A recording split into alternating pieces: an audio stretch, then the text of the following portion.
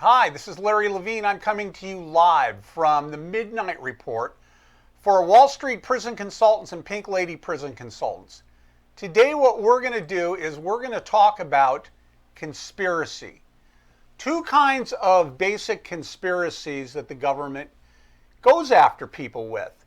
You have a criminal conspiracy and you have a narcotics conspiracy. And the conspiracies can really encompass several different crimes. I mean, it could be wire fraud, bank fraud, healthcare fraud. It could be drug trafficking. It could be narcotics. But I want to get to what is the elements of a conspiracy and what are the overt acts of a conspiracy. Give you kind of a better understanding on how a conspiracy works and how this can affect you.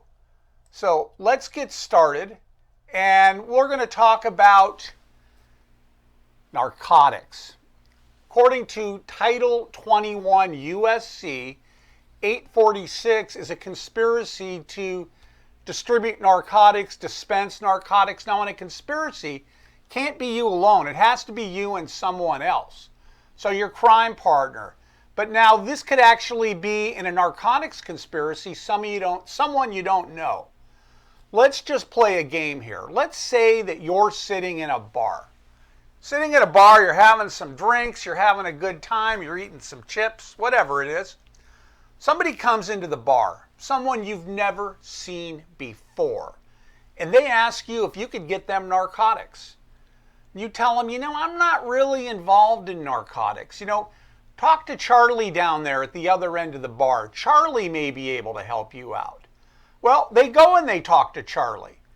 And they have a conversation with him and they strike up a deal. They strike up this deal for a particular quantity of narcotics and a particular type of narcotic along with a price. Now, in the subsequent time as it goes by, the deal never happens. No drugs ever existed. No money ever existed. But guess what?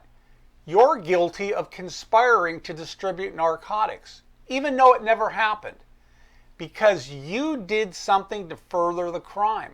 So let's say they were talking about 10 kilos of coke, 10 kilos of blow. That's a lot of blow. But you did something to further it. When you sent the guy down to talk to Charlie, well, you just screwed yourself.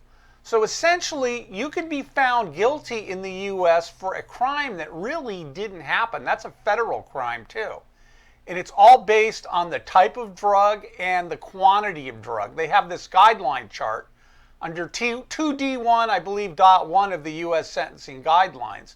And it assigns a point value to the narcotics depending on the quantity and what kind of drug it is. Anyway, let's move on to, and there's a 5-year, I didn't want to forget about this, there's a 5-year statute of limitations on narcotics trafficking unless they can prove that you have, let's say, a continuing criminal enterprise. You've been doing this for years. Well, that's going to break the 5-year statute of limitations on conspiracy. Also, you can conspire with people that you've never even met, people that you don't even know. Now, let's talk about a criminal conspiracy under Title 18 USC, Section 371. Let's say that you and I, we're smoking some weed, we're getting drunk, we're partying, and we say, hey, we're going to go rob a bank. Let's go rob the Bank of America. And I go, wonderful, that sounds like a great idea. So no crime has been committed yet. No crime whatsoever has been committed. But you pull out a yellow page or you go onto your phone and you go, hey, we can rob this branch here. I pull out a map or I go onto my phone. I go into Google Maps. I go, wow, we could park our getaway car here. Now, we never commit the robbery, but we've done something to further the crime. That's called an overt act. We've done something to further the crime, so now essentially we're guilty of conspiring to rob a bank. This also has a 5-year statute of limitations, and there's a good chance you could pick up 4, 5, 6 years for this. A crime that never happened. let's jump back to the drug conspiracy, 21 USC 846. The crime, as I said before, is the agreement. The agreement itself is the overt act, and you've done something to further the crime. And the feds, they're going to jump in on these conspiracies, and if you get indicted, you're going to see an indictment. And it's going to say that you conspired with those known and unknown to the government. So now you're conspiring with people that you don't even know about. So really, the best thing to do if you're involved in criminal activity, and I'm not telling you to do this by any means, do it on your own. Don't rely on others, because a conspiracy, it's like a catch-all for the government.